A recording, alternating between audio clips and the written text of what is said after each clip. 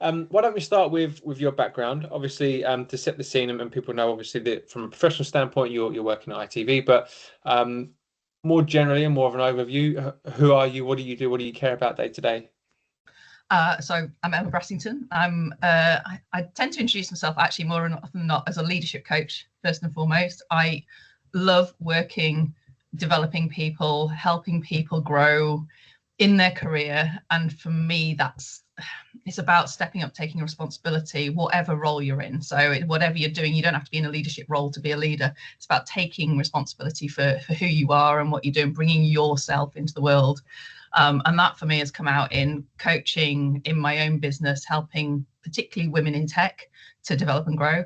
And then at ITV, I'm an engineering manager. So I work with developers and help them kind of develop and grow in their career as well. So yeah, just love that time when you have the conversation with someone and they get an aha moment and go, oh, but if I do it that way, then I can make a real difference. And then they really get into things. So that's I guess what I care about massively. And then the other bit to throw in is I love seeing people work together. So like capturing someone who they talk eloquently or passionately about something, and then you find someone else who's similar but different, and you get them talking together, and then sparks fly as well. Those are the things that kind of get me out of bed in the morning. So Yeah, nice. I think there's a couple of things there. So putting those types of people together, and you don't have to be in a leadership role to be a leader. If you think about those two things, right, what I think of is we spend so much time doing our jobs that we don't really have a lot of time or the luxury of time to step back and say, how can I lead, even though my title isn't a leader? And then, how can I marry those two things that you're talking about together to think, actually, there is another way of doing this. If I just step back for a second, don't just keep going, keep going, keep going, keep ticking off things on the list. So I guess that's probably where you get a lot of the excitement from, is that aha moment. Yeah, and that's for me what coaching does. So if I regularly have conversations with people about what's the point of a coach, and like why would you invest in coaching, and this wasn't going to be a pitch, but it is like that's for me, when I've had a coach, it's always been about just need to take some time out and talk through things and step back and look at it, see if I can look at it in a different way. And sometimes you can do that just naturally, like journaling, people do that sort of stuff, but having someone else to go, did you know you just said that? Did you know you're thinking this way? Did you know you're doing you one thing after the other? And have you actually thought about whether this thing is important to you? And for me, that's where leadership then comes back in, because leadership for me is about doing the important stuff, doing the stuff that makes a difference, doing the strategic stuff. And it's so easy to be just head down, busy, doing the next thing, and think like you're think that you're going along the right track, and then all the tasks unfold and you keep on going, and then you step back and it's like, oh, how did I get here? Yeah. And I guess that's probably where journaling comes in as well, because you can actually look back on some of the things that have been challenging or some of the milestones that you've achieved that then just get forgotten about because you're just looking at the next milestone. I can't tell you how many times I've tried journaling and I do it for 3 days, 4 days, and then it just falls off for many reasons, many excuses that I could give you now. Don't have time, forget about it, don't know what's all these things. But journaling for me is the simple process or the simple act of writing something down at the end of the day or first thing in the morning. So hard for me. I just don't, can't, won't. and there's a bit in there which because I think we can get really hooked up on what it means to journal. So like the definition that I think people grasp onto is sitting down and writing in a book or writing a long piece of text.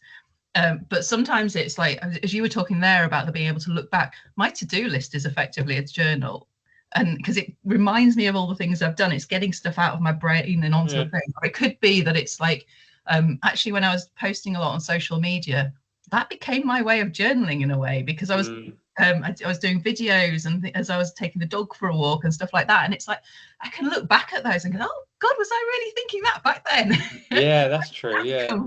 So that's why I don't tend to actually, it came out, but it's not necessarily about journaling writing. It's that kind of just reflecting on your life as you go through it, the kind of getting completely engrossed, and then every so often drawing yourself out and going, right, where am I? What was I trying to do? What was important to me? do I want to keep going this route, or actually is there somewhere else? I use the mount. I love mountain climbing. I don't know if we've talked about this before, but I love and I love using that as an analogy for like setting goals and understanding the direction you're going in. So you've got your big mountain that you decide you want to climb. That's your goal. That's your mission. But and that kind of gives you a point to aim for. But you can get too hooked up on getting to that. At the same time, you can also get hooked up on just kind of following the path on a day-to-day and going, right, go here next, go here, that get over that barrier. And then you look up and it's like, oh, it's over there. How did I get here? Yeah, that's true. Yeah. So there's kind of a combination of kind of getting completely engrossed in what you're doing, which you have to do to get over the day-to-day obstacles, but also pulling back and going, hang on, am I going in the right direction still? And sometimes going, ooh, found a better place over there, I'm going to change my direction, and that one's even better still. So self-reflection piece is key. Yeah, that's really interesting. This is going to turn into a coaching conversation, you know that, don't you? just all forget my conversations do. Forget the podcast. This is just a half hour of you giving me coaching. You mentioned something a moment ago where you said when you've had coaches in the past and kind of what they've given you. So does the coach have a coach? Oh, absolutely, yes. Yeah, I think it's so important. You've got to we go back to authenticity, which is, it's also important to me. But if you believe in coaching being important and that it makes a difference to people's lives, then you kind of got to preach what you practice. And so, I mean, I don't always have a coach. I don't always need to be working on everything, but I usually have someone in the background that I can go to. And actually, I've got several coaches that I've worked with over the last 20 years who, depending on what I need, I might approach them for a kind of a one-off session. There's someone I'm working with at the moment who I've kind of bought a set of sessions, and I just contact her every so often and go, I think I need to reflect now. So that's, I think it's so important and if you are coaching and you've never had a coach, then how do you know what someone else is going through? How do you know? Because you can, I often think that, really face some difficult topics in this. And if you've never been through that challenge and that kind of exploration of who you are that the coach brings, then how on earth would you know how to guide someone else through it? So I think it's so important. Absolutely. I think that's so true as well. And I think that goes with a lot of things in life as well, whether you're business coaching, whether you're a personal trainer, whether you're doing any kind of leadership. I think, to be able to reflect on the kind of leaders that you've had, the good, the bad, the ugly, and then apply your own kind of special magic to that as well. Okay, so at the start of the call, you mentioned about working with women in tech and women in business. That's always an interesting topic for me, especially now that I've got a baby girl as well. So things like, empowerment and things like not being told, but doing the telling, or having your own voice, having your own mind, and all these types of things are more important to me now than ever before. And I've probably had about half a dozen, maybe 7 conversations this year with women in tech and women in business around this subject. But what are this is what you do and think about every day, right? So what are your thoughts on it? What are your kind of goals and aspirations for the whole women in tech conversation? So I guess, my mission, when I put that together, my vision, actually a vision, and I distinguish vision is what it would look like. Working in tech, there are so few women as a proportion working in tech. I think it's like 20% or something was the latest stats when I did a bit of a look. But so I would like that to be equal numbers of women and men. And there's got to be a why in that. I mean, it's not just because there's equal numbers of women and men in the world. And we're not just talking about women and men either. We're talking all genders here. So representation of genders within the tech environment. My why for that actually comes from seeing the power of having different voices within the design, the development, and the creation of technology. Technology is something we all use. If there is one section of the kind of the what's my word for it? One section of the people that we're representing, one section of the population, that's the word I'm searching for. If only one section of the population is designing and developing stuff that we all use, then they skew how it's developed. They skew the kind of the direction of it. The example that really made me go from, oh yeah, we should have more women in tech, to yeah, this is really important, was I'm a Women in Games ambassador, so I've done quite a lot of work with the games industry, the computer games industry, and I went to their conference about 8-9 years ago, and they were giving examples and demos of games that have been developed by either all female teams or predominantly female teams, and the ones that were being shown, they just had a different feel to them. And that made me go, oh, what are we missing out on by not bringing more women in to the design process? That's what are the questions? And when you're a woman working in a male dominated team, so when you are the one single person and you kind of look at it and go, I think we could make it better and more appealing to people like me, not necessarily to women, but to people like me by doing this. And the guys all go, nah, wouldn't work for us. It's like, well, yeah, but you have a particular way of thinking that you've been brought up with, and I have. And actually, should we consider this? Should we step back? Should we think about it? And if it's just you against 4 of the guys, 8 of the guys, whatever it is, then you're never gonna, like, getting heard is really hard. And so typically what happens is the voices get shut down, and those things don't ever appear. So it's just, for me, it's that power of going, what if you did listen? What if we had more voice from that side? So we were equal numbers. How different would the world be? My example I use to people is, what if your phones, like mobile phones, had been developed and designed by predominantly female teams? You know, they'd have different features to them. Yeah. Whether as a guy you'd like those features. That's an interesting thought, actually. And then again, that's what we have to deal with. Yeah, so yeah. It's that sort of question that just really interests me and gives me that spark to go, yeah, do you know what, we should challenge this. And if I can help a few more women when they're going, well, okay, maybe it's not a good idea because there's too many, like, because they all say it's not. If I can get a few more women saying, actually, do you know what, I should push this one because I really believe in this and I think it could make a difference. And just that confidence that comes from listening to your inner voice. That's the word I was waiting for you to finish talking. I was going to say confidence. Yeah, but I also know that it's not, that confidence can be labeled as being kind of out there and really loud and really sometimes comes across as arrogance. And that's not what we're talking about. It's that quiet inner confidence of knowing, do you know what, this thing matters and I'm going to push it. I'm going to put my own fears aside to make this, to push it and listen and evolve it and see where it goes. So that's the bit that, and it's why I hesitate to use confidence sometimes, because it's not about the external confidence, it's about your inner confidence. Yeah, I love that. I think that's really interesting. You threw up a couple of interesting thoughts there as well, certainly about the games industry. I hadn't really thought about that. And then if our tech and our phones and all those things are designed and built by predominantly women as well, they'd look and feel probably a lot different, which are interesting things. But those are the kind of things that are easy for people to understand, and that's what I think will spark the deeper conversation about technology and product and innovation further down the line, right? ITV do a pretty good job with gender balance across the board and across the kind of C-suite, right? Maybe not so much in engineering, I don't know, I'd imagine not, probably, but across the board, you know, where decisions are made and important conversations are happening, it's a pretty even split, isn't it? I don't actually know at the top level because there's so many different levels, but there are, we have a female CEO that is brilliant. And like, we have strong female role models throughout the organization. And we were talking earlier, you spoke to Laura recently, Laura Jenners, who's my head of product, and she is a role model for me because I look up to her and see what she's doing. So it's lovely to have strong female leaders. And again, the strong being that strong inner confidence who actually speak up throughout the organization. I think it really makes a difference. And within tech, our balance, no, it's not great. I don't think it even hits the 20% because it's actually better outside of pure technology roles.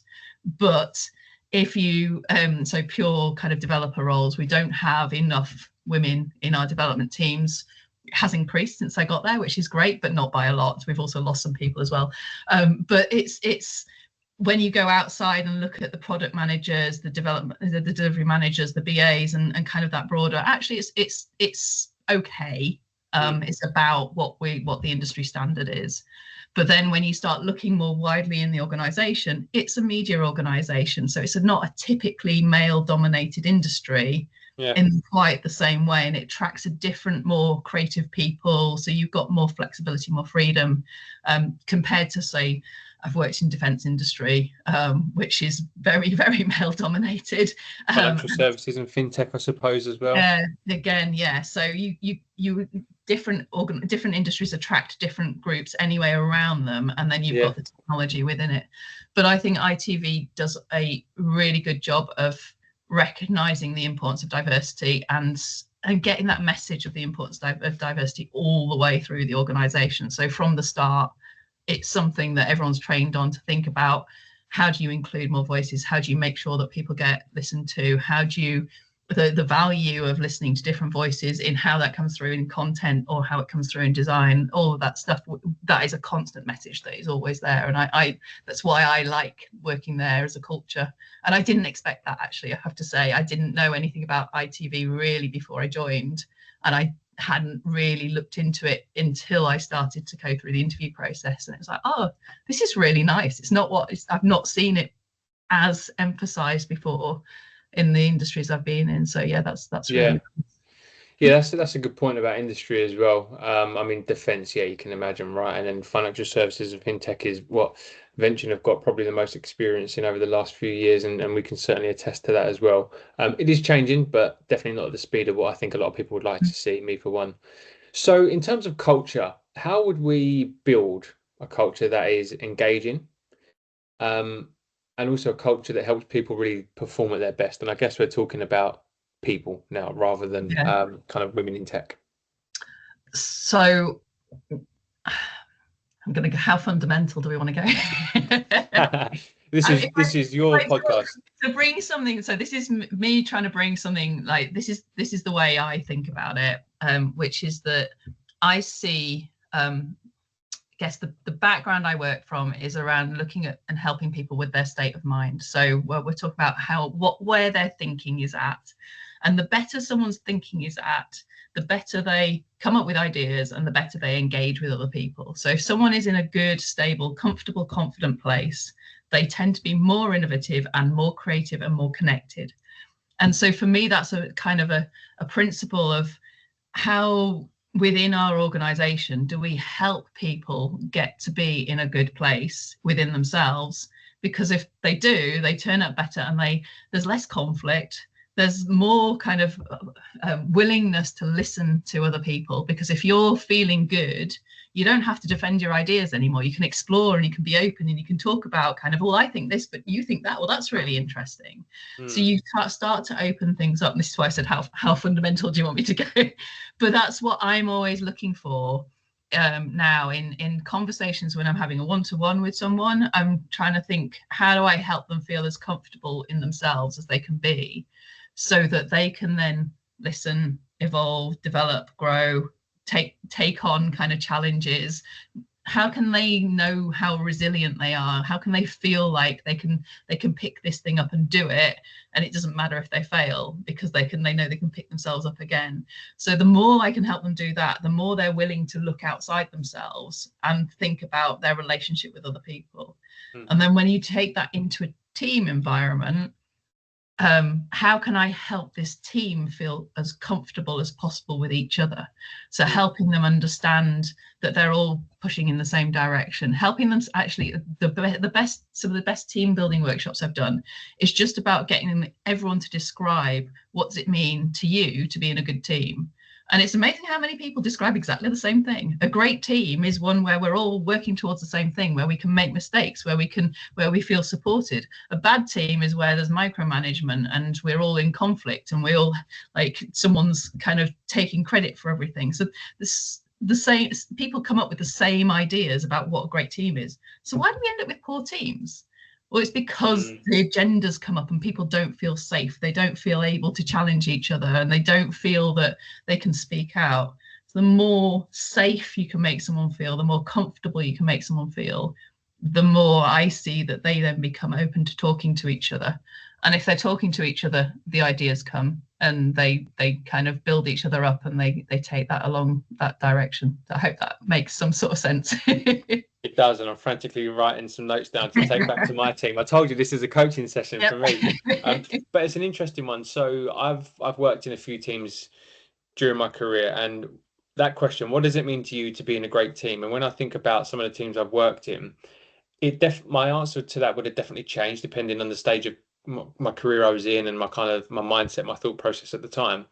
But I think when we're talking about, I mean, ITV is a good example and the perfect example because you work there and it's a big organization, and I'd say 90% of people in the UK know about ITV, right? So if you was to ask people in the tech team, the operations team, the finance team, the legal team, what does it mean to you to be in a great team?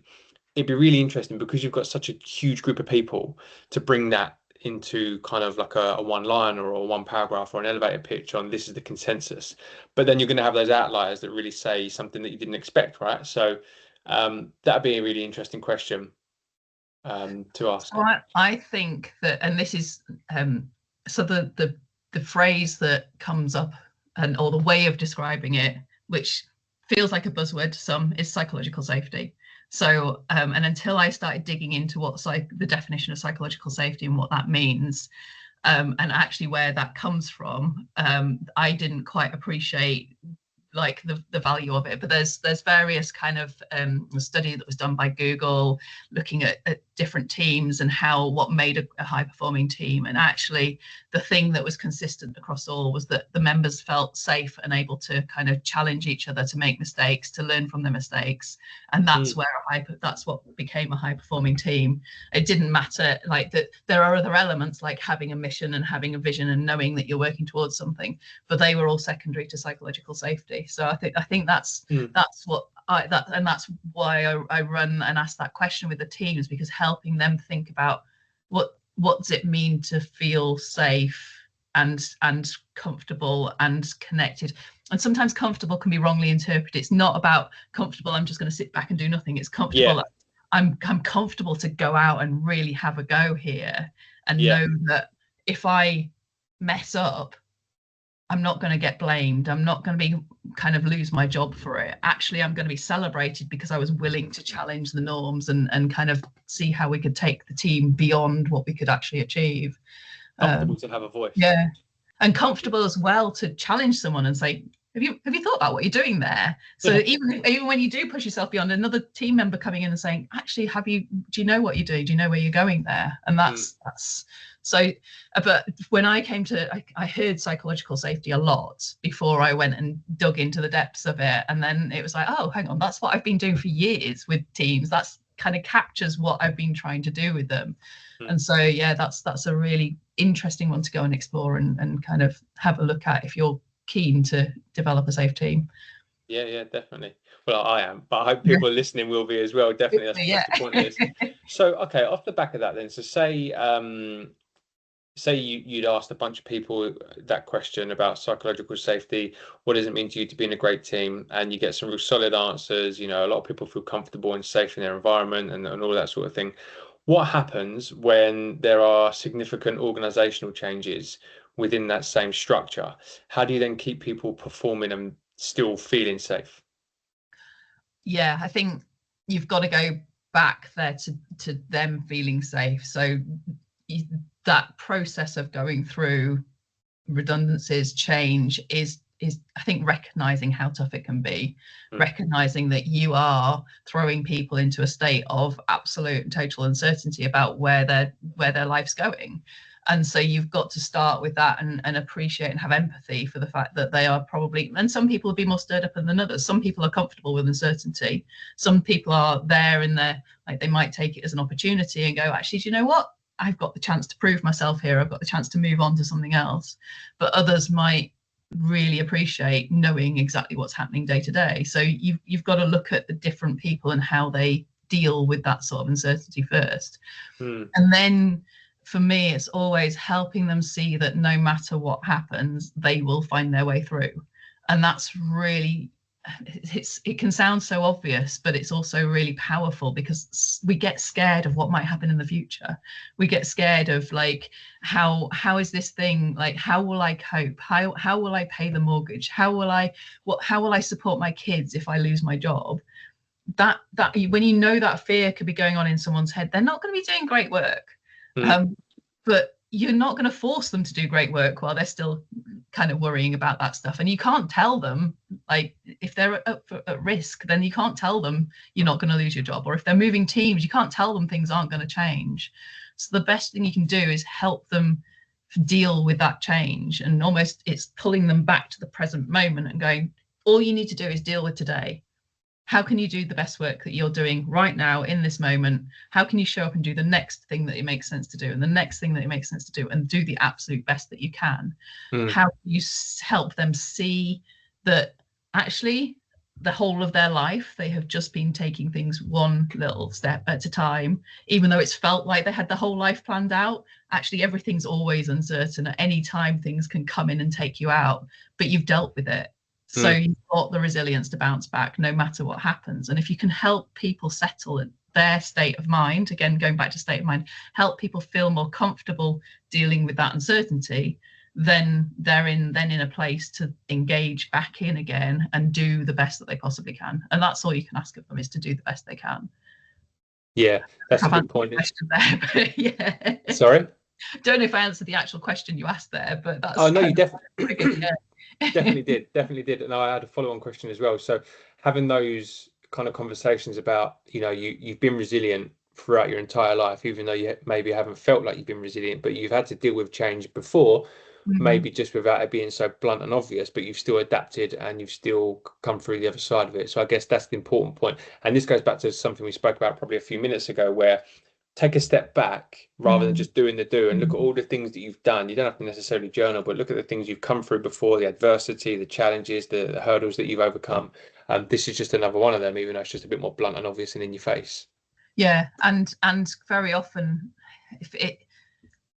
we don't want it to happen because it feels bad. It feels awful going through uncertainty, and sometimes there's tough times come along, and that's not just from work, that's from all angles, and sometimes it can feel like everything's hitting us at once.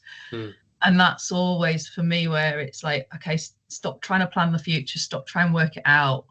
You can't work it out. Just come back to living one moment at a time. And almost go, it's funny because it's saying almost don't take the strategic view, because you can't, but it's also stepping back in a different way and just almost observing yourself and going, okay, so I'm okay. I can get through this moment and I can get through the next moment. And again, going back to the mountain climbing analogy, you're facing a brick wall that you can kind of see how you get through, but it's bloody scary and you don't know if you're going in the right direction, and how do you climb over it? And then you start and you're like, well, if I just get to there, then get to there, and then before you know it, you're over it.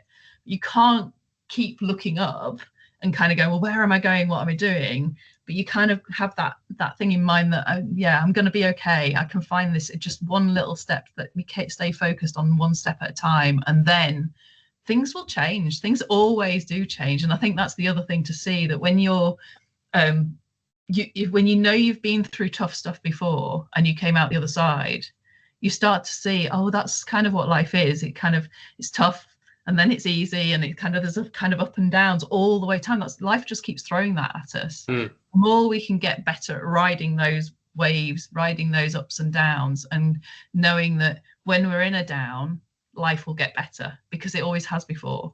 We've got evidence that because we feel better. Like, there's always times when we do feel better. So the more we can just let it pass and let it follow that flow and trust that we'll get better, then the easier it becomes, even though it's tough. And it's so hard to put into words, but it's the feeling that comes from it. Yeah, absolutely. I think that's a good message. So if we flip it then, how do we then create a space for innovation? We kind of touched on this already in terms of that psychological safety, and we've spoken about the kind of feeling comfortable, feeling safe. What does it mean to be in a good team? But I just wondered, is there anything specifically you'd want to add about kind of creating that space for innovation? Yeah, so I think it's creating space for it, making it a priority, and kind of, so actually, and creating time for it. So within an organization, is there space for people to step away from the day-to-day, to work together, to think, to learn, develop, to grow? So we've been doing we've been setting aside and doing a trial of having half a day every other week. We've called it airplane mode, but it's just where you switch off from everything. You can decline meetings, you switch off your Slack messages and your emails, and you just do some of the strategic work. Now, combine that with also doing some innovation collaboration days where we kind of, or hack days basically, where so you can do your own personal stuff to innovate and come up with ideas, but also time to get together with other teams. So a day where actually there's space to go and explore things and kind of play with ideas and work with other people.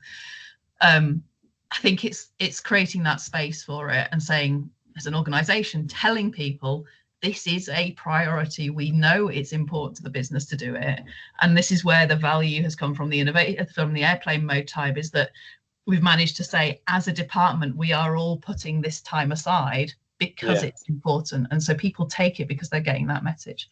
And we're doing it together as well, right? Yeah, doing it together. And so it makes it easier as well because everyone's kind of working in the same way, and then we're reflecting on what's coming out of it, which is, it's gone down really, really well, and I think it will continue after a 3-month trial. So I think I'm really pleased with how it's going on that.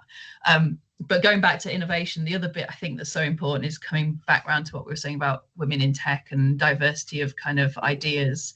You've got to create space for people to be able to show to share their ideas, to explore their ideas, to be listened to, and creating an environment where people feel able to do that. Again, psychological safety as well, but knowing, like, giving that environment where people feel able to say something that might be stupid, but actually people take it seriously and listen to it and go, actually, there might be something in there, but what if we did this and what if we did that? So that collaborative time, that kind of exploration where you recognize that different people come from different backgrounds and so they bring different ways of thinking about things. How do you bring that together and help them kind of collaborate in that way? That's really powerful as well. So ITV are about 70 years old, right? Mm-hmm. So on the theme of innovation, how does an organization that's 70 years old stay relevant? Yeah, and so ITV are 70 years old as of like September, which is it's a pretty amazing thing to get to. So we've been having celebrations this year. Absolutely. And I think, and it's as a large organization, there's so many elements to it. So I'm not involved in the content for ITV, but there's so much invested in finding fresh content, bringing in different voices, and keeping the kind of stuff that goes out relevant, challenging, kind of engaging with the audiences, and across so many different, like, there's an awareness of the different people that you're trying to reach, the audiences that you're trying to reach, and what they might need. So that's kind of, but I don't really see that in the way that they do that. I just know that there's a lot of kind of emphasis around that area. For us, it's about how do you keep the tech kind of relevant, and that's a real challenge because we're serving lots of different places. So you've got the kind of the broadcast side of things where it goes out on your linear TV and you switch the TV on and it's there and you can watch ITV. And then you've got the streaming services, so ITVX, that's a whole different bit. And then you've got ITV programs being broadcast on Prime and on Netflix and all sorts of other kind of competitors that we do broadcast them. So you've got to package it up in a different way, and then you've got it going on YouTube. So there's all these different formats that have to go out. And that's basically what our teams do, is kind of look at how do we create the tech and the systems in the background, or bring in systems and use them, but they've all got to connect together to say, you've got stuff in the archive, all this amazing content that you've created. How do you get it from there onto all these different formats? And that's tough. And that's basically what we're going through at the moment, is a big change program which is looking at how do we do that in a simpler way. Now, I'm going to speak very personally here. It's complex. I don't see how you do it simple. But being challenged and this is where the innovation comes in. Here's your challenge. How do we do this as simply as possible? How do we do this in a way that, like, really you can see the flows, and you can kind of take out some of the duplication, and you can kind of improve things in that way. I think that's a really valuable challenge to have.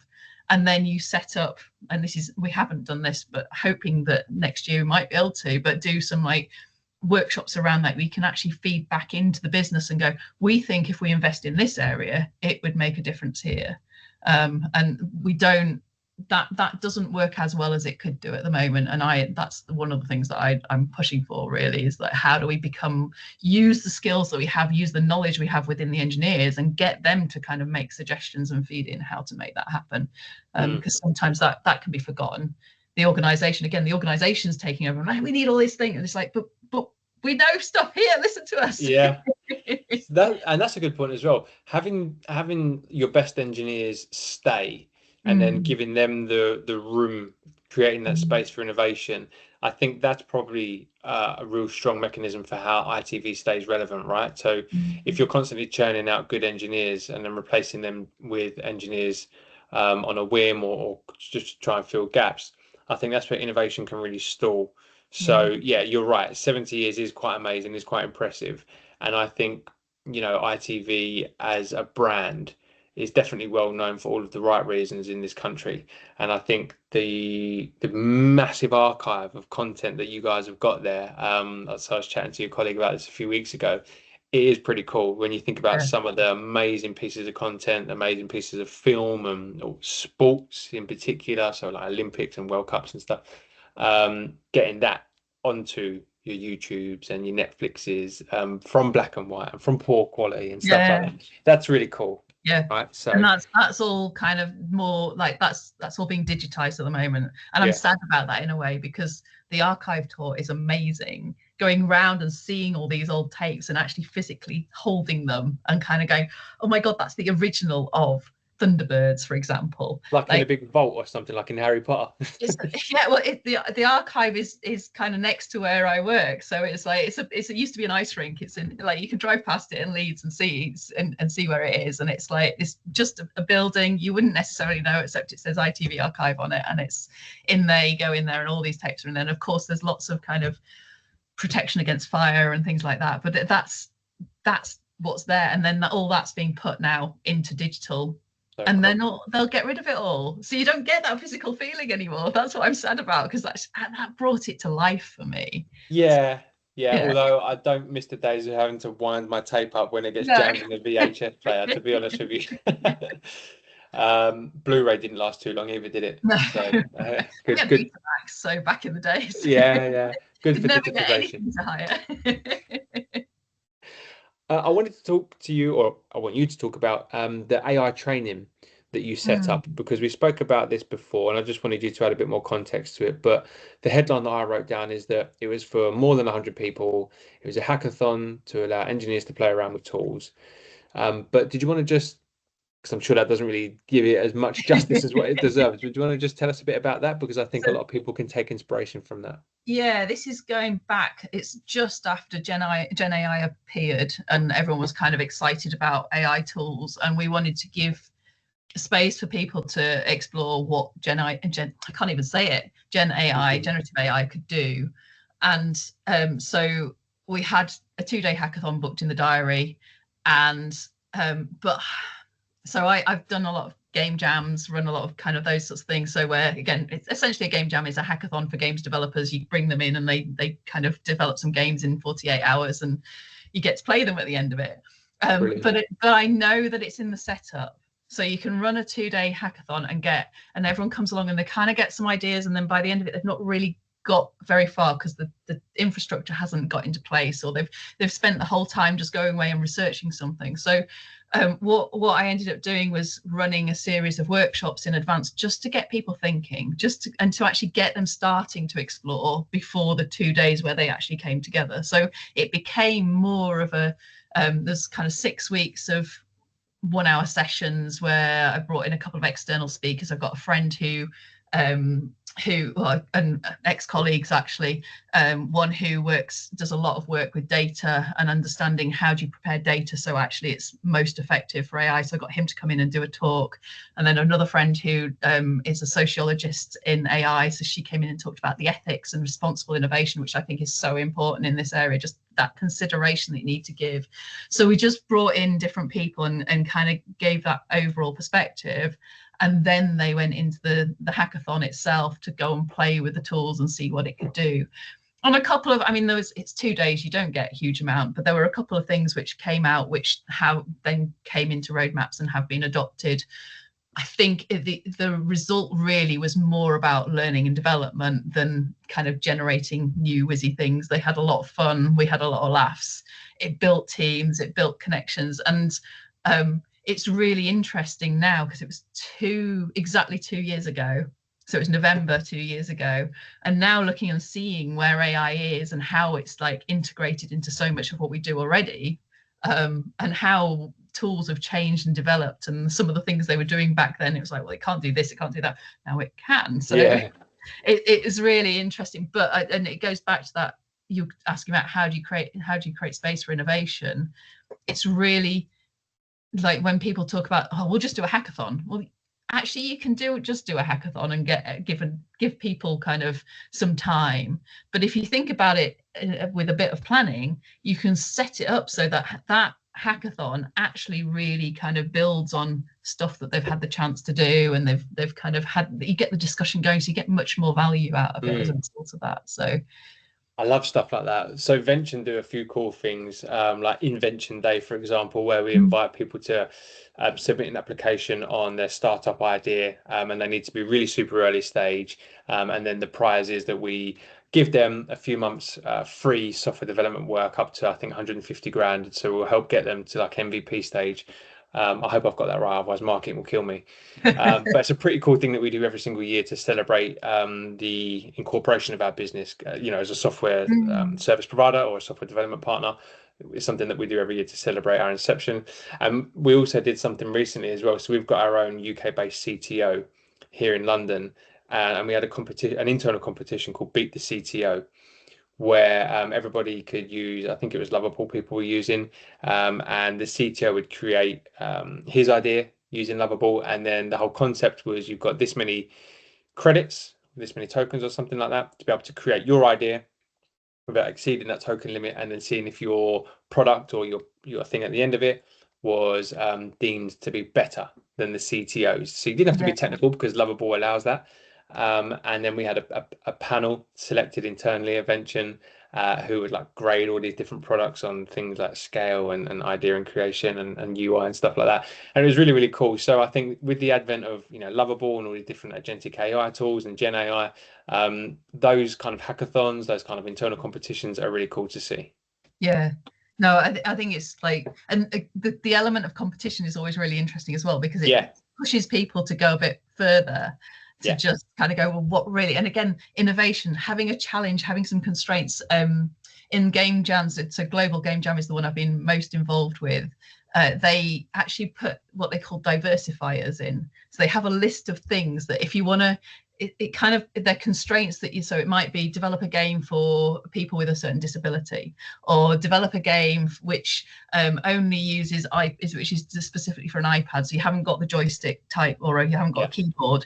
So it almost gives you that extra bit of problem solving around, which can generate different ideas. And so you get innovations sometimes from adding constraints rather than opening up too much. So that's really interesting as well. And that challenge of can you beat this really does bring that too. So the competitiveness will bring out something in people that nothing else will. That's so funny. We had like a sports day here at Vention a few months ago in the summer, and I was always kind of like pretty low key because I only joined in February, right? So I was like not being the loudest in the room in terms of my competitive juices and stuff like that. But we started to play rounders, and something just came out of me, and I was sprinting. I didn't care who was in my way. I was getting knocked over. I chest barged into another guy who was actually on my team, and we were trying to catch the same ball. I couldn't help it. you're talking to someone here who, when she played rounders at a young age, I was the most competitive in the world. It's terrible. Like the rounders sometimes bring something out. Yeah, it does, because it's a sport for everyone, right? Yeah. Good. So the place where I want to leave this, Emma, is with an important question, both good for the podcast, but also personally for me as well. And I know you have some good insights on this. Is as a sector, tech in general, how do we increase the number of women applying to jobs? Yeah, it's one of those. It's been around as a challenge for so long, actually. So there's the keeping girls interested, starting from the bottom, like when girls are showing an interest in maths, in technical subjects, in science, and encouraging them in STEM, and making sure they stay engaged, making sure. And for me, there's there's so much you could talk about here, but the thing I'm going to focus on is creating role models for them. So I think it's so important that women at all levels see role models all the way through their career. And this is another reason why I chose to focus on leadership, is because I think there is a lot of work that has gone in, and I think it's helping. There's a lot of work that's gone into help keeping girls in, kind of encouraging girls to think about staying in science related subjects and going into the industry. But then if we don't have women at senior levels in technology who are authentic, who are being kind of bringing out their female qualities, and like by that I mean it's not always women that have it, but strong tends to be empathy, and kind of that consideration for others, the helping, the caring, the supporting, that tends to be a female kind of skill that comes through. And again, there are plenty of men who I would say also bring that too, but it just tends to be the kind of the thing that you associate with women. Helping women who are in senior positions bring that and show that it's okay to care and also work in a technology environment, to care and it's almost like to feel and be logical. I think that's what it comes down to for me. I think the more senior you become within the technology field, you tend to emphasize logic and structure and rationale and all of that side of things, which is really valuable. But at the same time, you need to have empathy and connection, because you're developing technology for people to use. So it's got to engage people. So recognizing that and having people who are in those roles that really do kind of encourage that in. And this is where, because I've kind of said it a few times, but it's not necessarily just about women, really isn't just about women, but it's how do we get more of that? How do we get more empathy into tech? How do we have more people in leadership roles who are able to show the power of caring and the power of really making a difference? And I think that more women in tech will also help to do that. So I guess my simple answer to your question of how do we get more women in is encourage more role models, get more women into leadership roles, more and more senior, and change the representation there. That's the angle I'm working on effectively. That's the way I see I can make a difference. But there are so many different dimensions to it, and yeah, if I wish we could kind of wave a magic wand and it just tested it out. Who are some female role models that you think are good for the sector, or maybe even that you look up to? That's a really interesting question, because actually I don't have the best answer for that. I don't really, and this is probably quite sad actually, that I don't have any specific female role models that I look up to and I'll probably have to come back to you on something and do a post-meeting notes or something like that. And there's the typical kind of people you hear mentioned, but I tend to have role models. Like my coaches are my role models. They are people who are out there, and they're in business. They've worked in business, and then they've also they're showing up authentically. And I don't think it's necessarily just about tech. So my answer to that, I should have prepared for it better, because I probably could have reeled off. You didn't know I was going to ask you. No, but it is one of those where yeah, I have. There's names thrown through, and I'm like, I don't really want to just throw a single name in. Yeah. And I interesting. I take inspiration from the trainers I've worked with, the people that I've kind of worked with, and bosses that have the way they've not necessarily female, but the way that someone actually kind of works directly with me and takes time to listen and takes time to kind of encourage me. Those are my role models, the people that are willing to do that. And then I'm going to throw in a random one, which is actually role models can be every day. So I'm just thinking about something that inspired me recently, where woman on the tills at Tesco, who just, as people come through, takes that time out just to smile at everyone and chat to everyone, makes you go away feeling better.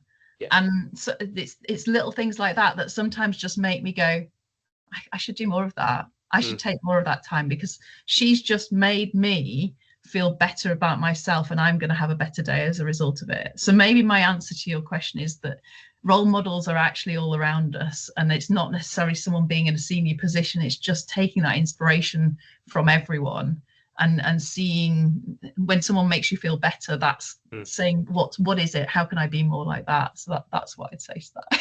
I think that's a good answer.